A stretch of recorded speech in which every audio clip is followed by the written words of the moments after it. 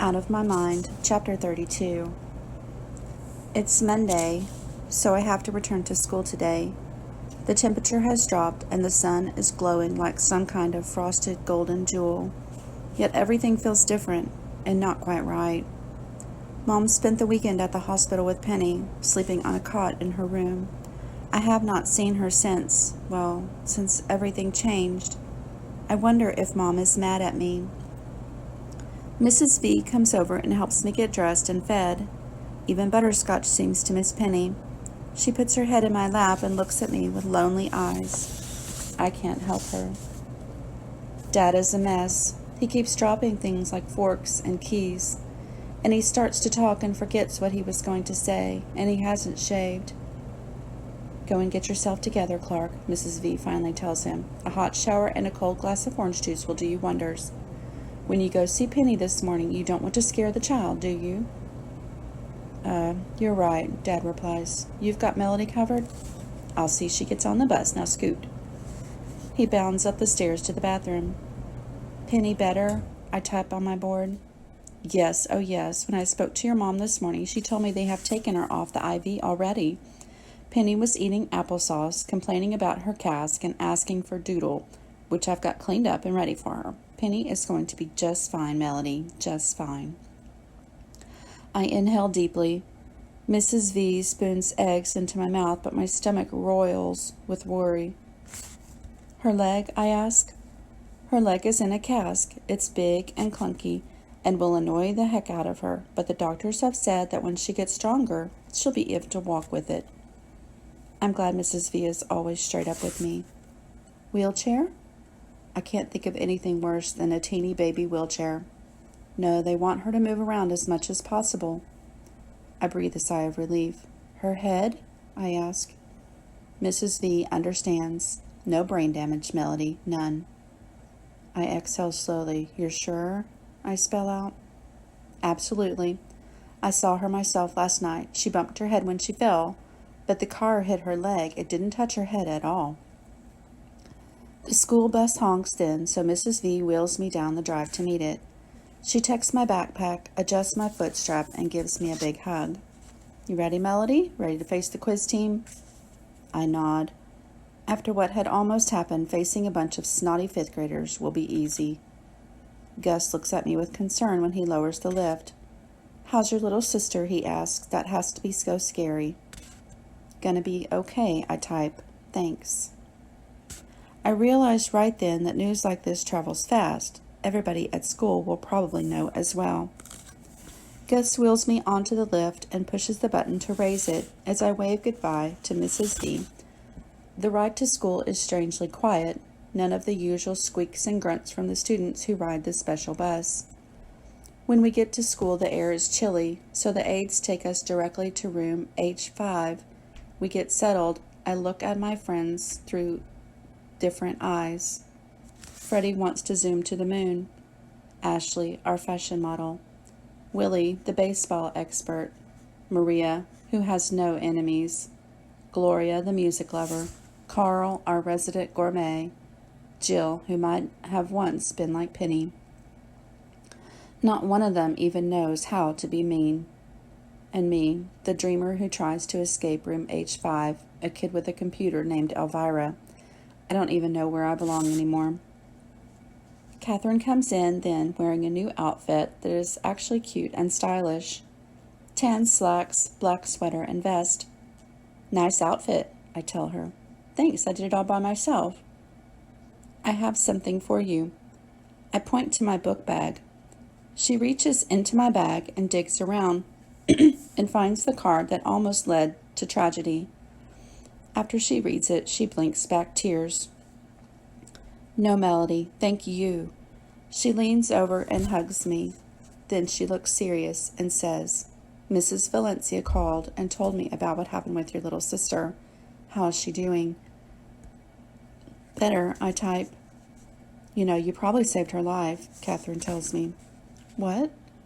Seriously, your screaming and yelling slowed your mother down and gave her time to figure out why you were acting like you had hot potatoes in your pants. I could not stop Mom. I stab out on my machine. You did exactly the right thing. I'm so proud of you. Really?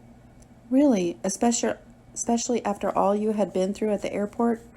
You want to talk about it? No, I type and look away. Maria comes over to my chair and gives me a big hug. You did good, Melly Belly, she says. Real good.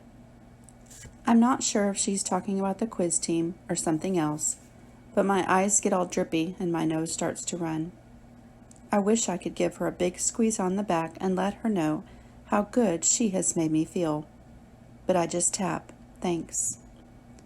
I'm never sure how much Freddie is aware of what's going on in the world around him, so he surprises me when he zips over and asks me, Melly go zooming plane?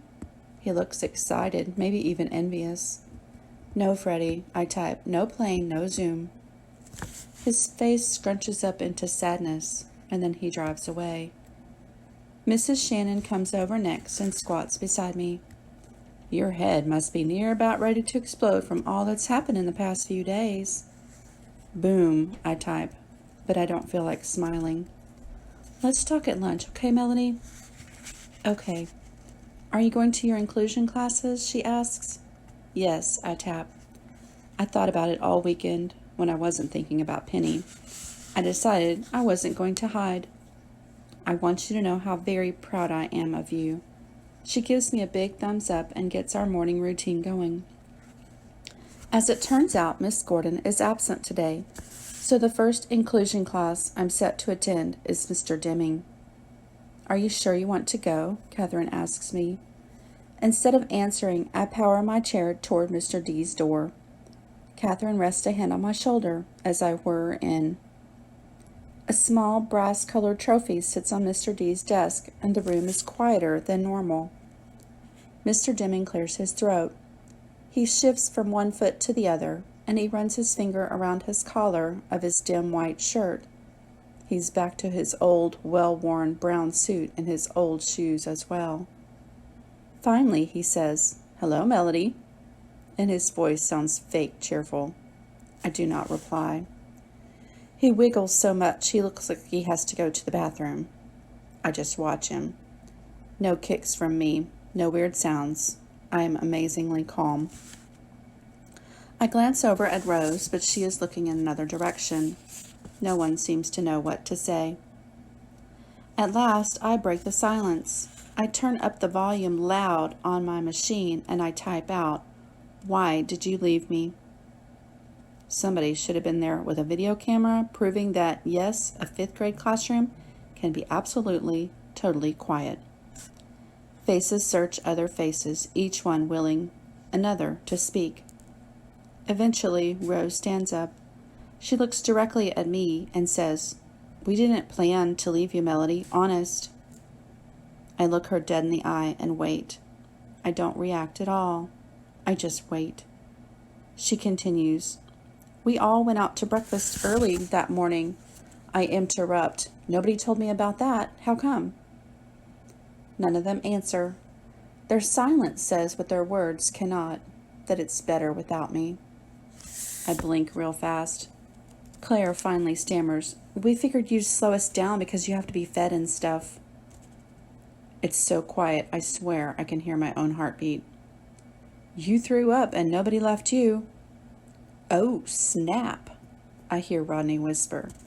Claire stares down at her desk. Who took my place? Claire lifts her hands slightly, but she won't look at me. Rose scrapes at a spot on our history book. We finished breakfast really fast because we were all excited, so we got to the airport extra early. Connor stands up then. He looks uncomfortable.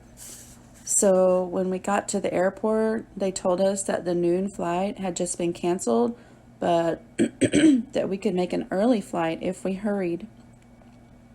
Molly speaks next. So we checked our stuff real fast, then ran like track stars, even Mr. Deming, down to the gate that gets the early flight. And nobody thought about me? I ask. Silence again. Finally, Elena says, I did. I was the first one to board the plane. Just as I gave my boarding pass to the agent, I reminded Mr. Deming that you were missing. Mr. Deming again twists from one foot to the other.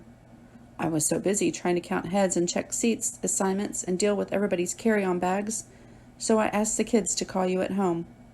I knew Rose at least had your number in her cell phone. All eyes shift to Rose. She looked at the floor, and slowly she looked at me, and a tear runs down her cheek. You couldn't have made it there in time anyway. I picked up my phone to call you, and I flipped it open, and I looked at the rest of the kids on the team. She pauses. I can imagine them standing there thinking about the chance to be on Good Morning America with that huge trophy. And me. Rose continues in a whisper. We looked at each other. Everyone just made a tiny head shake. No. All of them, I shiver. Rose sniffles and whispers finally, so I closed the phone and we got on the plane. I never made the call. How can silence be so loud? Mr. Deming finally says quietly, I'm so very sorry, Melody. So sorry. Rose bursts into tears then and puts her head down on her desk. Just before the competition, Molly explains, a reporter from the Washington Post came to interview the team, but he left when he found out you weren't there. Connor walks up to the front of the room then and picks up the 9th place trophy and brings it to me. He kind of stammers and licks his lips. The team kind of wants you to have this, Melody, sort of to make up. And he places it on my tray. The thing is small, made of cheap plastic that has been painted to look like metal. The name of the school has even been spelled wrong on the faceplate. I look at the ugly little statue and I start to giggle. And then I crack up. And finally I roll with laughter. My hand jerks and hits the trophy. I'm not sure if it was an accident or not. It falls to the floor, breaking into several pieces. The class stares at me in surprise. When they see that I'm not going to go ballistic on them, they finally start to laugh as well. A little. Even Rose sniffs and smiles. I don't want it, I type finally. Then turning the volume as loud as it will go, I add, You deserve it. Still laughing, I click on the power to my chair, do a smooth turn, and roll myself out of the classroom.